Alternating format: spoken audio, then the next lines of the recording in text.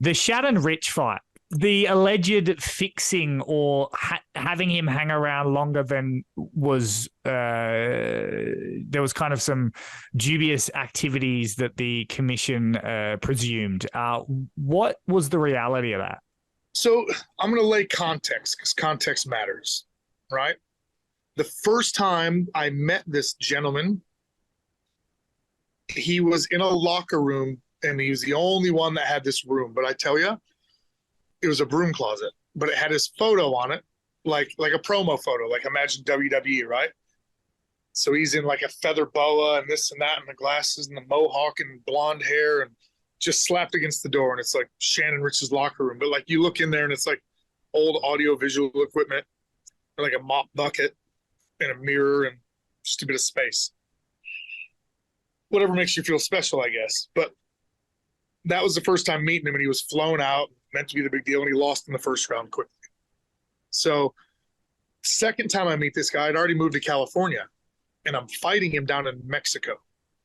Now, every time we went to Mexico, we'd always show up a couple days early, and they would parade us around town to like small businesses and things like that and do little local events, almost like in Thailand, how you hear about the real fights, tonight, Muay Thai, boxing, Patong Stadium, and they have the trucks. Yeah. We were doing that like in real life for these promoters, but they've flown us to Mexico and they're paying us a couple $100, maybe $1,000 to fight. So, okay. So we're sitting at like an Outback Steakhouse after doing some of this and being fed for the evening before we get shuttled back to the hotel. And finally got to like shake his hand and say, hey. And the first thing he does is go into a thing about how he's had like 16 losses in a row. And I'm like, I'm fighting you like in 19 hours, 20 hours, but okay. And I'm like a bit with AKA and I'm a bit nervous. It's one of my first fights out there. The guy had 1 million fights and just got to stay away from a few certain things, right? First round, I go knee on belly, and he darn near heel hooked me from there. Like he grabbed it, snatched on it like a catch wrestling thing. Thankfully, it wasn't like, Craig Jones, like snaking up my leg and full E-line and all that stuff. But it was a bit of a scare. So I finished him in that fight. And the promoter, fun story, let it go after he verbally tapped twice. So he made him like verbally tap 3 times because he hadn't been hurt yet. But he fought the next day in Texas, 2 hours away by car. So that's who we were dealing with. Now, coming to this whole California thing, I had a fight contract with the San Jose Razor Claws, which was Frank Shamrock's team in the IFL, which was like Militich's team in Iowa, Henzo's team in New York. Boss had a team in LA. Ken Shamrock had a team, right? So they're trying to do this city versus city thing. And my first fight was going to be up in Canada against Carlos Newton's team, another UFC veteran. But I had this fight booked a long time before that came into play. So I kept that fight. Went up there. On 2 weeks' notice, they changed my opponent from a young guy to Shannon Ritch. So I'd already fought Shannon. Context given, like we were in a pretty friendly, carefree environment down in Mexico. His first initial chat didn't seem to be all that serious, telling me he'd lost that many fights in a row. And then obviously I'm getting more educated in this sport, moving out to California, taking it seriously, had 30 fights under my belt. And he's obviously losing a lot of fights and winning one every now and again.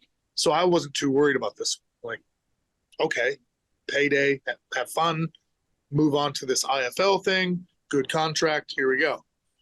Fight comes around, weigh in, chat, how you going? Good to see you. Thanks for taking the fight on short notice, all that stuff, right? Da-da-da-da-da-da-da-da. We head back in the car to San Jose. He goes to a hotel.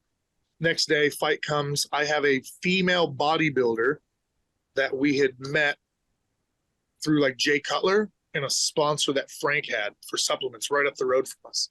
They had like an open day. So Frank had Matt's and his whole team there, of which I was on. And then Jay Cutler and a female bodybuilder had like a table together. So we ended up having a laugh about walkouts and this and that and how funny would that be, and we were able to make it happen. So we're in San Francisco, huge like gay community up there, and she walked me out in a dress in high heels, and I had like a hoodie on and came out to freak on a leash, and I had a beard, and we had a proper Rampage Jackson straight from Bunnings 3-meter chain around my neck. And she's like dragging me out, and I'm trying to not walk out like on a proper runway. Like I'm trying to not walk out, and she's yanking me. From the cheap seats, probably looked like a man. So it probably looked like I already started with this weird dude in a dress, like dragging me to the cage. The commission would have just been shaking their heads, like, what is going on? So then we get out there, and I dance and I play. And before any initial engagement, you know, I've backed up to the cage and done this to him.